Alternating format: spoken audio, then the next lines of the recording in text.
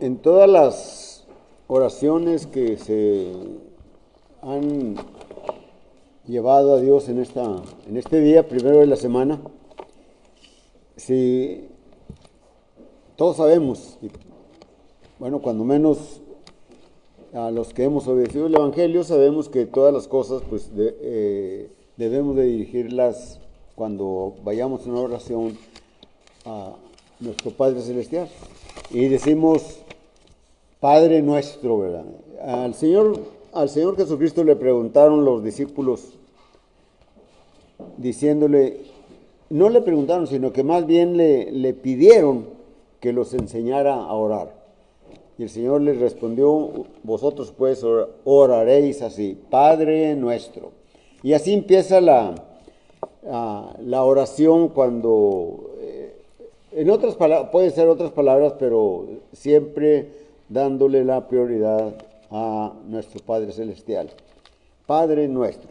El apóstol Pedro, escribiendo su primera carta en el capítulo 1 y versículo 17, escribe y dice lo siguiente, ¿verdad? Capítulo 1 y versículo 17 dice, y si invocáis por Padre aquel que no hace acepción de personas y juzga todas las obras, ¿verdad?, conducíos con temor todo el tiempo de vuestra peregrinación. Y les está diciendo a aquellos que han obedecido, aquellos que invocan el nombre de nuestro Padre Celestial. ¿Y quiénes son ellos? ¿Quiénes son los que invocan el nombre del Padre Celestial? Bueno, cuando vamos al Evangelio de Juan, capítulo 1 y versículo 11, leemos allí, a lo suyo vino y los suyos no le recibieron. Más, dice el versículo 12, más a los que le recibieron les dio potestad de ser hechos hijos de Dios. Versículo 13 leemos, y esto no de sangre, ni de carne, ni de voluntad de varón, sino de Dios. Entonces, si invocáis por Padre, aquel que no hace acepción de personas y que juzga todas las obras de cada uno, el apóstol Pedro, nos exhorta, nos manda, ¿verdad?, a que nos conduzcamos bien, en temor, en reverencia a Dios, toda nuestra vida. Él dice, todo el tiempo de vuestra peregrinación, es decir, toda nuestra vida, ¿verdad? Así que, cuando estamos diciendo Padre nuestro, ¿verdad?, es decir, ¿quiénes son los que dicen esto? Bueno, todos aquellos que han oído el Evangelio, que lo han creído, que se han arrepentido de sus pecados y han confesado a Jesucristo como el Hijo de Dios y se han bautizado. Por eso el apóstol Pedro, ¿verdad?, continúa después del versículo 17, cuando les manda, condúzcanse bien todo el tiempo de vuestra peregrinación. ¿Por qué? Dice, sabiendo que fuisteis rescatados de vuestra vana manera de vivir, la cual recibisteis de vuestros padres. Y luego menciona ahí, no con metales preciosos como oro o plata, sino con la sangre preciosa como de un cordero, sin mancha y sin contaminación, ya destinado desde antes de la fundación del mundo, pero manifestado a vosotros en estos postreros tiempos. Entonces, fuimos rescatados de nuestra vana manera de vivir, y luego el apóstol Pedro está diciendo, como por un cordero sin mancha y sin contaminación, preparado desde antes de la fundación del mundo, es decir, desde la eternidad. Bueno, nuestro tema en esta mañana es el cordero que quita el pecado. Y en el Evangelio de Juan, capítulo 1 y versículo 29, Juan, el que bautizaba, lo presenta a la multitud, ¿verdad? El Señor Jesucristo va a empezar prácticamente su ministerio, va a ser bautizado y después va a ser impulsado por el Espíritu al desierto, y allí durante 40 días y 40 noches va a ser tentado por Satanás. Así que he ahí el Cordero de Dios que quita el pecado del mundo. Ahora, un día, no sabemos cuándo va a suceder, nadie sabe de eso, pero un día vendrá la consumación de todos los tiempos, de los tiempos, ¿verdad? Es decir, el Señor vendrá por su pueblo, el Señor vendrá por su pueblo, por todos aquellos que permanecieron firmes, fieles, para que nos podamos ir con Él. Así que si alguien nos preguntara si el Señor viniese hoy, ¿te irías con Él? Yo respondería, sí. ¿Por qué? Porque sé que Él murió por mis pecados. Él pagó mis culpas en aquella cruz en la que Él fue crucificado. Según de Corintios capítulo 5 y versículo 10, dice, porque es necesario que todos nosotros comparezcamos ante el tribunal de Cristo, para que cada uno dé cuenta de las cosas que hicimos cuando estábamos en esta vida, sean buenas o sean malas. Así que, si decimos Padre nuestro, ¿verdad? Padre nuestro que estás en los cielos, ¿verdad? Y el apóstol Pedro dice, si invocáis por Padre aquel que sin acepción de personas juzga las obras de cada uno, conducíos con temor todo el tiempo de vuestra peregrinación. En aquel día, cuando ese día llegue, no va a haber apelación, ¿verdad? No va a haber apelación. Es decir, nadie va a poder apelar a decir a que sea quitada la culpa, ya sea que se revoque la sentencia, ¿verdad? Es como en el Sermón del Monte, cuando nuestro Señor Jesucristo pone como ejemplo en el capítulo 7 las casas, una casa cimentada sobre la roca y otra casa cimentada sobre la arena. Y cuando viene la prueba, cuando vienen los ríos, cuando vienen los vientos, cuando viene el torrente de agua, ¿verdad? La casa que fue fundada en la arena se va a terminar, va a ser grande su ruina, dice la Escritura. Por más que allí quieras escarbar, ya no va a haber tiempo. Así que hoy es el día de salvación. Y Cristo es el Cordero que quita el pecado del mundo. Cuando Cristo venga y seamos llevados, ¿verdad? Dice la Escritura, que no haya tiempo de revocar la sentencia, ¿verdad? Dice Romanos capítulo 6, 23, porque la paga del pecado es muerte. La paga del pecado es muerte. Y desde el Edén, ¿verdad? El hombre ha necesitado siempre la ayuda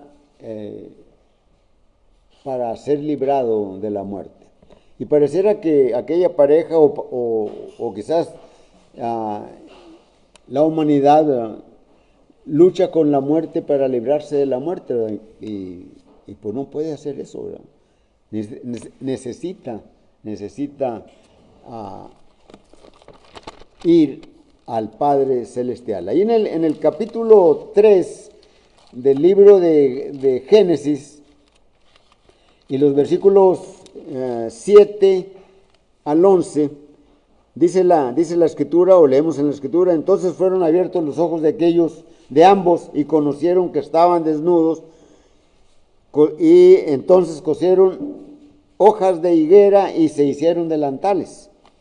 Y oyeron la voz de Jehová que se paseaba en el huerto al aire del día, y el hombre y su mujer se escondieron de la presencia de Jehová Dios entre los árboles del huerto. Mas Jehová Dios llamó al hombre y le dijo, ¿dónde estás tú? ¿Dónde estás tú? Y él respondió, oí tu voz en el huerto, y tuve miedo, porque estaba desnudo y me escondí. A partir de allí, el hombre, todo el pecado lo hace en la oscuridad. Y el pecado le avergüenza y las cosas le dan miedo. Así estaba esta pareja, ¿verdad? Y sin embargo, en el versículo, bueno, ellos se cosieron, dice la escritura, higueras, ¿verdad? Hicieron unos delantales. Pero en el versículo 20, ¿qué será? En el versículo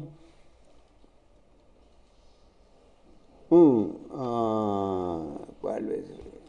Cuando dice, y Dios les cosió, mató unos animales y les hizo unas túnicas, ¿verdad? Es el 21, ok, se me perdió aquí. Y Jehová Dios hizo al hombre y a su mujer túnicas de pieles y los vistió. Ahora, aquí miramos algo. Ellos fueron cubiertos con las túnicas que Dios le hizo, pero porque se fueron sacrificados corderos, cabritos, no sabemos, pero es probable que hayan sido corderos. Y esa sangre cubrió su vergüenza que ellos tenían.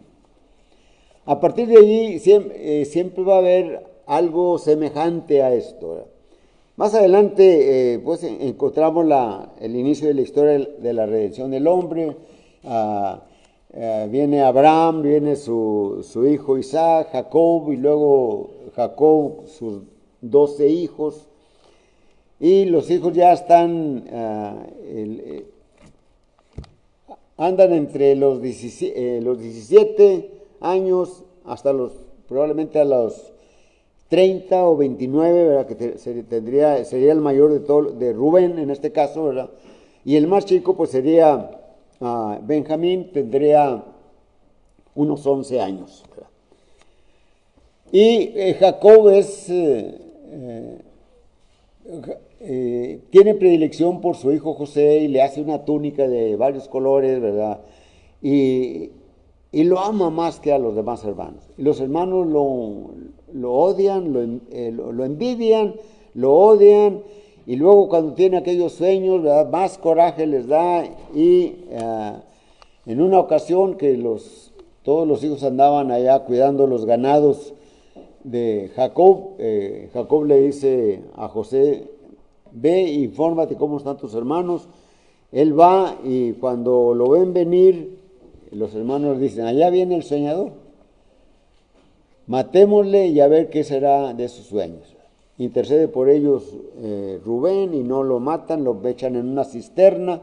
Después lo venden a una caravana de madianitas que vendían esclavos y muchas cosas que vendían, pero entre ellos ahí se llevan a José. Pero miramos allí en el capítulo 32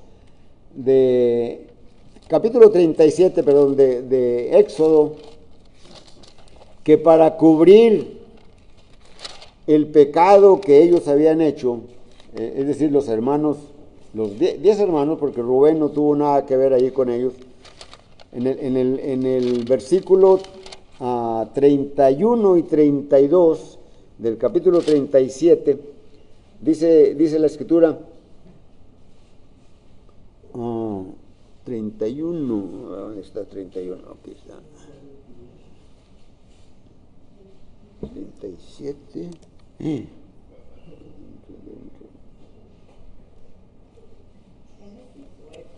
Estaban en Éxodo, pero es Génesis, perdón, es Génesis, disculpen.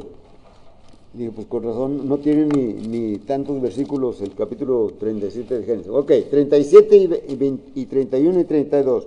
Dice la escritura, entonces tomaron ellos la túnica de José y degollaron un cabrito de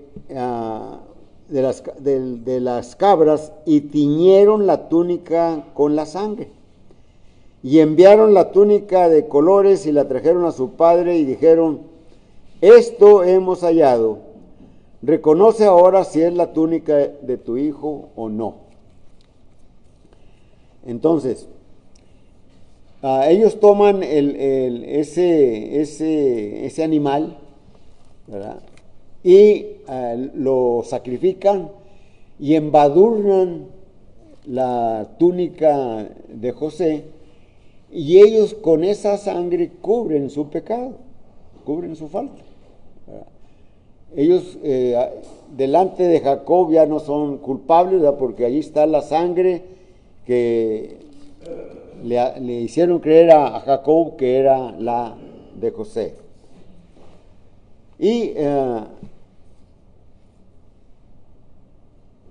Pero ahí la sangre está cubriendo la falta. Aparentemente en ese momento está cubriendo la falta de ellos. Bien, más adelante, ahora sí, en el libro de Éxodo, pero en el capítulo 12, el pueblo de Israel se multiplicó mucho allí en Egipto y creció de tal manera que los egipcios tuvieron miedo de ellos, ¿verdad? Y los esclavizaron. Y ellos clamaban a Jehová Dios, y Jehová Dios los oye, ¿verdad? Manda a Moisés, ¿verdad? Moisés les dice a los israelitas que Jehová Dios lo mandó y que van a ser sacados de allí. Y así sucede, ¿verdad? Después de algunas cosas que suceden con aquellas 10 plagas y demás, pero no nos vamos a detener en ello. Pero vamos a ver en Éxodo 12 y versículos 5 y 6, allí es la última de las plagas que Jehová Dios va a mandar sobre los egipcios, y va a ser la muerte de los primogénitos. Y dice el versículo 5, el animal será sin defecto, macho de 1 año, lo tomaréis de las ovejas o de las cabras, y lo guardaréis hasta el día 14 de este mes, y lo inmolará toda la congregación del pueblo de Israel entre las 2 tardes. Y tomarán de la sangre y la pondrán en los 2 postes y en el dintel de las casas en que lo han de comer. Y aquella noche comerán la carne asada al fuego, y pan sin levadura con hierbas amargas lo comerán. Y dice, y esa noche pasará el heridor y matará donde no esté la señal de la sangre. Allí entrará el heridor y morirán los primogénitos tanto del hombre como de las bestias. Y así sucedió, ¿verdad? Así sucedió. La sangre, dice el versículo 13 de Éxodo 12, y la sangre os será por señal en las casas donde vosotros estéis. Y veré la sangre y pasaré de vosotros, y no habrá en vosotros plaga de mortandad cuando hiera la tierra de Egipto. Y regresamos a la carta del apóstol Pedro, allá en el capítulo 1, versículo 18 en delante, sabiendo que fuisteis rescatados de vuestra vana manera de vivir, la cual recibisteis de vuestros padres, no con metales preciosos como oro o plata, sino con la sangre preciosa como de un cordero, sin mancha y sin contaminación, preparada desde antes de la fundación del mundo, manifestada a vosotros por amor en estos postreros tiempos. Entonces encontramos aquí 2 asuntos. Vamos a hablar 2 asuntos. El primero de ellos es la realidad del Cordero. la realidad del Cordero. Todo lo que sucedió allá en el Antiguo Testamento señalaba el Cordero real. Desde aquellos corderos o cabritos que Jehová sacrificó para cubrir aquel hombre y aquella mujer con las túnicas. Y luego después allá con el cabrito que fue degollado por los hermanos de José y tiñeron la ropa, la capa o el manto de José, y esa sangre cubría el pecado de ellos. Luego viene el cordero con el cual el pueblo de Israel salió de la esclavitud de Egipto. Todo esto el apóstol Pablo, escribiendo a los Romanos en el capítulo 15 versículo 4 dice: las cosas que se escribieron antes para nuestra enseñanza se escribieron, para que en la consolación y en la paciencia de las Escrituras tengamos esperanza. Entonces, Egipto está señalando el mundo pecador. El faraón está señalando al espíritu que gobierna el mundo hoy y que tiene dominado a la mayoría de la gente para que no escuchen el evangelio ni lo obedezcan cuando lo escuchen. El cordero con el cual fue sacrificado y la sangre fue embadurnada, señala al verdadero cordero, al que Juan presentó a la multitud cuando dijo: he aquí el Cordero de Dios que quita el pecado del mundo. Ahí en el Evangelio de Juan, capítulo, decir dentro de vosotros mismos: a Abraham tenemos por padre, porque yo os digo que Dios puede levantar hijos aún de estas piedras. Y ya también el hacha está puesta a la raíz de los árboles. Por tanto, todo árbol que no da buen fruto es cortado y echado en el fuego. Yo a la verdad os bautizo en agua para arrepentimiento, pero el que viene tras mí, cuyo calzado yo no soy digno de llevar, es más poderoso que yo. Él los bautizará en Espíritu Santo y fuego. Algunos malinterpretando estas palabras de Juan el Bautista, ¿verdad? En realidad, ¿qué quiere decir o qué quiso decir Mateo con estas palabras de Juan el Bautista? Bueno, están en el versículo 12. Dice: su aventador está en su mano y limpiará su era y recogerá su trigo en el granero. ¿Quién es el trigo que va a ser puesto en el granero? Los que son bautizados con el Espíritu Santo. Y luego dice: y quemará la paja en fuego que nunca se apagará. Son aquellos, ¿verdad?, que van a ser bautizados con fuego. Es todo. Es así de sencillo, ¿verdad? Entonces, el que obedece es el que va al granero. Notemos esto y fijémoslo en nuestra mente.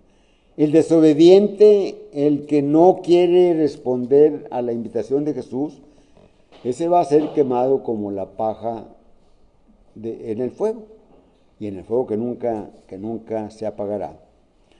Ahora, en realidad, todo lo que está en el Antiguo Testamento se está señalando a el verdadero y real Cordero que quita el pecado del mundo. Leemos allá en Primera de Pedro y capítulo 2 y versículo 22, dice la Escritura, el cual no hizo pecado y no halló engaño en su boca. ¿De qué está diciendo el apóstol Pedro? Cuando nos vamos a Éxodo, cuando Moisés les dice, van a escoger ya sea un cabrito o un cordero, ¿verdad? Dice, será de un año, no tendrá ninguna cosa mala, ¿verdad? Será un animalito limpio, sano. Y aquí el apóstol Pedro está diciendo que no halló engaño, el cual no hizo pecado ni se halló engaño en su boca. ¿Por qué? Porque Cristo es el que quita el pecado del mundo. Él es el Cordero elegido por Dios para quitar el pecado, y ya quitó el pecado de nosotros. Y va a quitar el pecado de aquellos que le obedezcan. Mientras esté el sol, la luna, las estrellas, la palabra va a permanecer. Y la invitación siempre va a estar abierta. Y mientras tú, y mientras yo, mientras nosotros tengamos vida, tenemos esa esperanza. Tenemos esa esperanza. Pero recordemos, Mateo capítulo 7, versículo 21, no todo el que me dice Señor, Señor, entrará en el reino de los cielos, en el reino de mi Padre, sino solamente aquel el que hace la voluntad de mi Padre que está en los cielos. Y el Señor quiere que tú le obedezcas. El Señor quiere que tú te arrepientas, que tú te bautices y que seas parte del cuerpo del Señor. Así que ya no es un cordero, no es un cabrito, sino que es la realidad, es el cumplimiento. Por eso cuando leemos en el libro de los Hebreos, en el capítulo 9, ¿verdad? Y versículos 11 en delante, hay varios versículos, pero con estos es más que suficiente. Dice el versículo 11, pero estando ya presente Cristo, sumo sacerdote de los bienes venideros, por el más amplio y más perfecto tabernáculo, no hecho de manos. Estoy leyendo en el libro de Hebreos capítulo 9 y versículo ahora el 12. Y no por sangre de machos cabríos ni de becerros, sino por su propia sangre. Entró una vez para siempre en el lugar santísimo, habiendo obtenido eterna redención para nosotros. Versículo 13. Porque si la sangre de los machos cabríos y las cenizas de las becerras rociadas a los inmundos santifican para la purificación de la carne, dice el versículo 14, cuánto más la sangre de Cristo, el cual mediante el Espíritu eterno se ofreció a sí mismo sin mancha a Dios, limpiará vuestras conciencias de obras muertas para que sirváis al Dios vivo. Entonces, Cristo es el Cordero de Dios y en este caso es el verdadero Cordero, el Cordero real.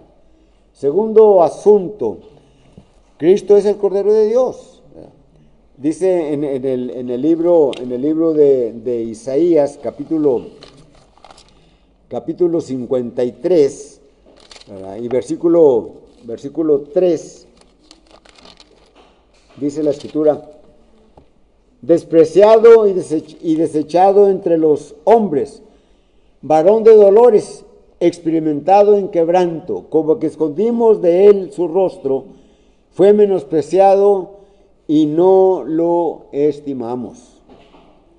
Y luego dice el versículo siguiente, ciertamente llevó él nuestros dolores, nuestras enfermedades y sufrió nuestros dolores, y nosotros le tuvimos por azotado, por herido de Dios y abatido, ¿verdad? Entonces, Cristo es el Cordero de Dios, pero no basta con que lo sepamos, no basta oír el Evangelio necesita ser obedecido. El Evangelio son buenas nuevas, sí, pero son buenas nuevas que debes de obedecer, o que debemos de obedecer. No nada más un día, sino cada día que Dios nos da en nuestra vida debemos de estar firmes, constantes en el Señor, creciendo, como dice 1 Corintios capítulo 15, versículo 58, creciendo en la obra del Señor siempre, sabiendo que nuestro trabajo en el Señor no es en vano. Mientras más oremos, mientras más estudiemos las Escrituras, mientras seamos más fieles, mientras le demos más prioridad a Dios, nuestro trabajo en el Señor no será nunca en vano. No basta entonces con saber que Cristo es el Cordero de Dios, ¿verdad? Sino que hay que obedecerlo, hay que vivirlo, hay que sentirlo, hay que tenerlo en nuestras vidas cada día. Es más, nada más hoy. Y si Dios nos permite el día de mañana, entonces diremos, nada más hoy. Porque mañana no existe. Así que hoy vivamos como si hoy fuera nuestro último día. Necesitamos a Cristo. Cuando Cristo está en la cruz, cargando el pecado de la humanidad, Él está solo. Él está solo. Y hasta le exclama, ¿verdad?, con voz potente, Dios mío, ¿por qué me has desamparado? Dios no lo oye. Y no lo oye porque está cargando el pecado de la humanidad. Tanto de Cristo hacia atrás como de Cristo hasta el presente y lo que venga más adelante. Está cargando el pecado de la humanidad. Él está ahí sufriendo, Él está solo sufriendo la ignominia, ¿verdad?, la afrenta, ¿verdad?, la deshonra. La ignominia es una afrenta que es pública, ¿verdad?, y que se padece ya sea de una manera justa o injusta. En este caso el Señor sufrió la afrenta, su ignominia, de una manera injusta. Él fue abofeteado, fue injuriado, fue azotado, fue maldecido, fue burlado, le pusieron una corona de espinas en su cabeza, le pusieron ropa púrpura como si fuera un rey, le golpeaban en la cabeza, lo escupían, lo abofeteaban, lo azotaron y luego carga la cruz y lo llevan al monte Calvario, al monte de la calavera, y allí lo tiran al piso y lo clavan en la cruz y luego lo levantan sin ninguna consideración. Todo eso sufrió por ti y por mí. Todo eso sufrió por nosotros. Todo eso sufrió por la humanidad entera. El Señor quiere que todos vengan al arrepentimiento. El Señor quiere que todos se salven. Pero el hombre busca sus propios caminos. El libro de los Proverbios dice, hay caminos que al hombre le parecen derechos, pero su fin es camino de muerte. Por eso nuestro Señor Jesucristo en la exhortación e invitación que hace cuando enseña el Sermón del Monte en el capítulo 7 de Mateo y versículo 13 delante, entrad por la puerta estrecha, porque ancha es la puerta y espacioso el camino que lleva a la perdición, y muchos son los que entran por ella.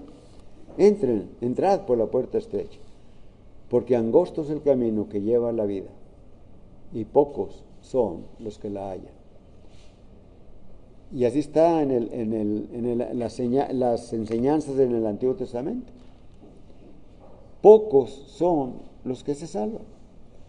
Cuando Noé hizo su arca, el arca que Dios le mandó que hiciera, 8 personas se salvaron. Y el resto de la humanidad, todo pereció. Pocos. pocos son los que se salvan. Así que la muchedumbre gritando, crucifícale, crucifícale. ¿Verdad? Y el Señor soportando todo eso por el hombre. Así que, en conclusión, Cristo es el Cordero de Dios. Y Él quita el pecado del mundo. Él lleva el pecado de nosotros. ¿Cuándo sucede esto? Cuando nosotros escuchamos el Evangelio, creemos el mensaje, nos arrepentimos, confesamos que Jesucristo es el Hijo de Dios, nos bautizamos y luego permanecemos fieles. Y el Señor mandó, antes de ascender a los cielos, ¿verdad? Me seréis testigos en Jerusalén, en Judea, en toda Judea, en Samaria y hasta lo último de la tierra. Prediquen el arrepentimiento y el perdón de pecados. Vayan por todo el mundo y hagan discípulos a todas las naciones, bautícenlas en el nombre del Padre, del Hijo y del Espíritu Santo. Id y haced discípulos, el que creyere y fuere bautizado será salvo, el que no creyere será condenado. Son mandamientos de nuestro Señor Jesucristo. Y entonces, si lo obedeces, viene la parte buena, la parte agradable de Romanos capítulo 6, pero la parte última. Ustedes saben cuál es. Y la dádiva de Dios es vida eterna en Cristo Jesús. Recuerden la primera parte, casi nada más repetimos esa, porque la paga del pecado es muerte, pero la parte final es la buena para nosotros, mas la dádiva de Dios es vida eterna en Cristo Jesús para nosotros. Así que si tú quieres ser parte y tomar a ese Cordero que quita el pecado del mundo, no te detengas.